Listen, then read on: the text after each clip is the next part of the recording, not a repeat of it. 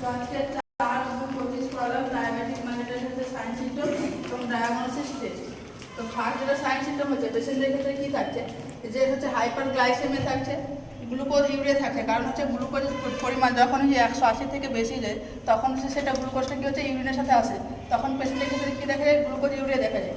এবং এখানে একটা 3P সাইন দেখা যায়, যেমন হচ্ছে যে কি পলিউরিয়া, পলিডিপসিয়া, পলিফেজিয়া। পলিউরিয়ার ক্ষেত্রে কি হয়, যে গ্লুকোজের পরিমাণটা কি হয় এখানে যেহেতু বেশি থাকে তাহলে কি ইউরিনের পরিমাণ বেশি হচ্ছে। পলিডিপসিয়া হচ্ছে পেশেন্টের যে পলিউরিয়ার কারণে হচ্ছে কিছু পলিডিপসিয়া হচ্ছে, আর হচ্ছে প্যালিফেজিয়া হচ্ছে যে পেশেন্টের ক্ষেত্রে কি হচ্ছে, যে ব্লাড হচ্ছে যে কি হচ্ছে হাঙ্গার থাকছে, গিয়ে সে হাঙ্গার থাকছে। কারণ হচ্ছে পেশেন্ট হাইপারগ্লাইসেমিয়া হচ্ছে যে ব্লাডে কি হচ্ছে, যে ওর গ্লুকোজের পরিমাণটা ডিক্রিজ হচ্ছে। এর জন্য কি হচ্ছে, যে ব্লাড কি হচ্ছে পেশেন্টের ক্ষেত্রে সেল হাঙ্গার হচ্ছে। এখানে হচ্ছে যে ভিশন প্রবলেম দেখা যাবে, রেটিনোপ্যাথি দেখা যাবে, ফ্যাটিক হবে, ক্লান্তি হবে, পেশেন্টের ক্ষেত্রে উইকনেস হবে, অ্যাথেরোস্ক্লেরোসিস দেখা যাবে, পেশেন্টের ক্ষেত্রে অ্যাংজাইনা, চেস্ট পেন হবে বা এমআই হবে, মায়োকার্ডিয়াল ইনফেকশন দেখা যাবে। আর দেখা যায় যে ওরাল ইনফেকশন দেখা যায়, ভ্যাজাইনাল ইনফেকশন, এর সমস্ত সাইন সিম্পটম দেখা যায়। এবং যেটা হচ্ছে ওয়েটের ক্ষেত্রে পেশেন্টের ক্ষেত্রে আমরা যে কোন পেশেন্টের ক্ষেত্রে ওয়েট গেইন হয়, কোনটা গেইন হয় না। যেমন টাইপ 1-এর ক্ষেত্রে কী হয়, এখানে ইনসুলিন কী হয় পুরোপুরি অ্যাবসেন্ট থাকে, এর ফলে কী হয় যে ফ্যাটকে ব্রেকডাউন করে, এর ফলে কী হয় লিপোলাইসিস, মানে ফ্যাট ব্রেকডাউন করছে, এখানে কী হবে ওয়েট লস হবে। কিন্তু টাইপ 2-এর ক্ষেত্রে ইনসুলিন প্রেজেন্ট থাকে, এখানে কী হচ্ছে যে কি ফ্যাট ব্রেকডাউন হয় না, লো লিপোলাইসিস, এখানে কী হয় ওয়েট নর্মাল থাকে বা হচ্ছে গেইন হয়। তারপরে হচ্ছে উনহিলিং ডিলে হয়। কেন হচ্ছে ডায়াবেটিক মেলিটাস পেশেন্টের ক্ষেত্রে হচ্ছে যে ঘাত দেরিতে পূর্ণ হয়, কারণ হচ্ছে ডায়াবেটিক মেলিটাসের ক্ষেত্রে কী হচ্ছে যে ফ্যাট ব্রেকডাউন হচ্ছে, এর ফলে কী হচ্ছে যে ফ্যাটি অ্যাসিড কী হচ্ছে ইনক্রিজ হচ্ছে। ফ্যাটি অ্যাসিড যখন ইনক্রিজ হচ্ছে সেটা কী হচ্ছে যে ক্যাপিলারিতে ডিপোজিট হচ্ছে, ক্যাপিলারিতে যখনই ডিপোজিট হচ্ছে তখন কী হচ্ছে ক্যাপিলারি হচ্ছে কিন্তু ন্যারো হয়ে যাচ্ছে, ন্যারো হলে কী হচ্ছে ক্যাপিলারি কী হচ্ছে ব্লাড এক্সচেঞ্জ করছে, সেখানে হচ্ছে কী হচ্ছে ব্লাডের সাপ্লাইটা ডিক্রিজ হচ্ছে। এর ফলে কী হচ্ছে, এর ফলে কি হচ্ছে উনহিলিং হচ্ছে। অপরপক্ষে কী হচ্ছে যখন হচ্ছে গ্লুকোজের পরিমাণটা বেশি থাকছে তাহলে কী হচ্ছে যে মাইক্রো অর্গানিজমগুলো কী হচ্ছে যে বেশি পরিমাণে আসছে, বেশি পরিমাণে কী হচ্ছে গ্লুকোজ পাচ্ছে, সেক্ষেত্রে হচ্ছে কী করছে যে ওরা এফেক্ট করছে বেশি, সেজন্য উনহিলিং ডিলে হচ্ছে। এবার হচ্ছে diagnosis test for diabetic mellitus. তো ফাস্টিং ব্লাড সুগারের ক্ষেত্রে যেটা বললাম যে ব্লাড সুগার কখন সব থেকে বেস্ট টাইমটা হচ্ছে আর্লি মর্নিংয়ে নেওয়া হবে। এবং এর নর্মাল ভ্যালু কত বললাম যে 70 থেকে 99 mg/dl থাকলে নর্মাল, এবং হচ্ছে 100 থেকে 125 mg/dl থাকলে তাকে আমরা কি বলছি প্রি ডায়াবেটিক বলছি। এবং হচ্ছে 125 mg/dl থেকে যখন হচ্ছে কি ক্রস করে যাচ্ছে তখন আমরা কি বলছি ডায়াবেটিক মেলিটাস বলছি। এখানে আরেকটা ওয়ার্ড যেটা ইউজ করলাম সেটা হচ্ছে 100 থেকে 125-এর মধ্যে হচ্ছে যে আমরা নর্মালি কি বলছি যে প্রি ডায়াবেটিক, মানে ডায়াবেটিকের আগের সাইন সিম্পটম। কিন্তু এখানে যদি কোনো কিছু হচ্ছে যে কী হচ্ছে যে গ্লুকোজের পরিমাণটা ইম্পেয়ার হচ্ছে, যদি কোনো হচ্ছে সিকিউরিটি ফোর্স বা কোনো পুলিশের বা কোনো কোথাও যদি টেস্ট করা হয়, যদি এর পরিমাণটা যদি 100 থেকে 125-এর মধ্যে আসে তাহলে সেখানে কিন্তু রিজেক্ট করবে, কারণ সেখানে কী হচ্ছে গ্লুকোজ অলরেডি ইম্পেয়ার হতে শুরু করেছে। দেন হচ্ছে যে কি RBS বা হচ্ছে র্যান্ডম ব্লাড সুগার বা পোস্ট প্যারেন্টাল ব্লাড সুগার।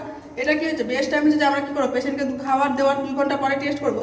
এখানে যদি সেম ব্যাপারটা আসে, এখানে কি হচ্ছে যদি 140 থেকে কম আসে তাহলে সেটা নর্মাল, 140 থেকে 200-এর মধ্যে আসে তাহলে হচ্ছে প্রি ডায়াবেটিক, মানে ডায়াবেটিকের আগের সাইন সিম্পটমগুলো আসছে, মানে গ্লুকোজ ইম্পেয়ার্ড হচ্ছে।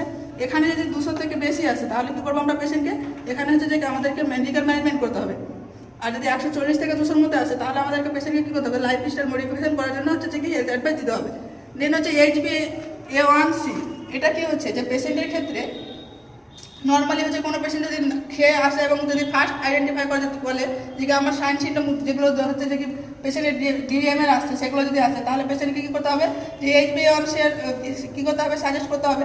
কারণটা কি এখানে হচ্ছে যে কি যে হিমোগ্লোবিনের সঙ্গে গ্লুকোজ কীভাবে বাইন্ড করছে, কারণ হচ্ছে হিমোগ্লোবিন আরও টাইপস থাকে, যেমন হচ্ছে ফিটাল হিমোগ্লোবিন, অনেক রকম টাইপস থাকে। এখানে কি হচ্ছে যে গ্লুকোজটা কী করছে কীভাবে হচ্ছে HbA1-এর সঙ্গে বাইন্ড করছে সেটা টেস্ট করা হয়। এটা কি করা হয় যে এটা হচ্ছে লাস্ট 3 মান্থস কীভাবে যে বাইন্ড করছে সেটা হচ্ছে কি হিস্ট্রি দিতে পারে।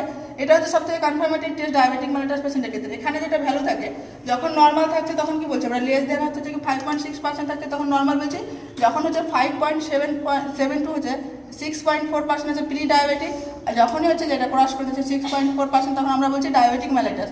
এটা কি গেলো হচ্ছে যে কনফার্মেটিভ টেস্ট গেলো HbA1c। দেন হচ্ছে যে যদি আইডেন্টিফাই হয়ে যায় টাইপ কী হচ্ছে যে ডায়াবেটিক পেশেন্ট, এবার আমাদেরকে আইডেন্টিফাই করতে হবে যে টাইপ 1 না টাইপ 2।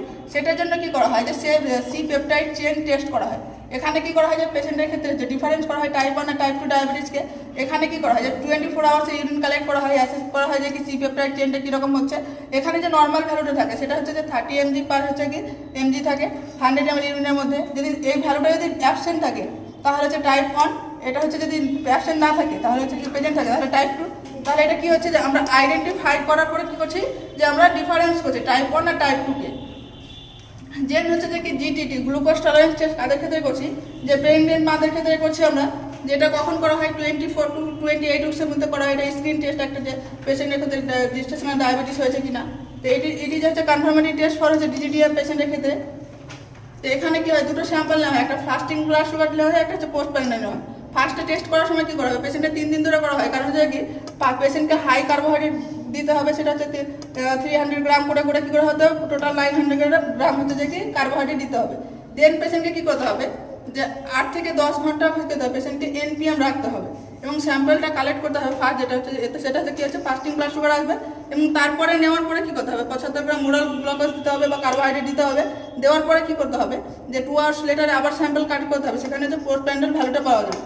এবং আর যেটা করা হয় সেটা রুথরা টেস্টটা কিন্তু এটা হচ্ছে ডায়াবেটিক হচ্ছে মেলাইটাসের ক্ষেত্রে না, যেটা আমরা ডিপিস্টিক টেস্ট করি, কারণ সেখানে গ্লুকোজের পরিমাণ দেখি না, আমরা মেনলি কি করি ওখানে ডায়াবেটিক কিটোন অ্যাসিড হয়েছে কিনা দেখছি, কারণ হচ্ছে ওখানে আমরা কিটোন বডি ফর্মেশনটা দেখি ইউরিনে কি হয়েছে কিনা।